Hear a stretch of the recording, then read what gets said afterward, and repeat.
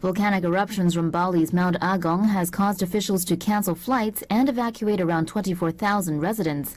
Mount Agong erupted on Saturday night and 3 times on Sunday, sending a thick ash cloud thousands of meters up into the atmosphere.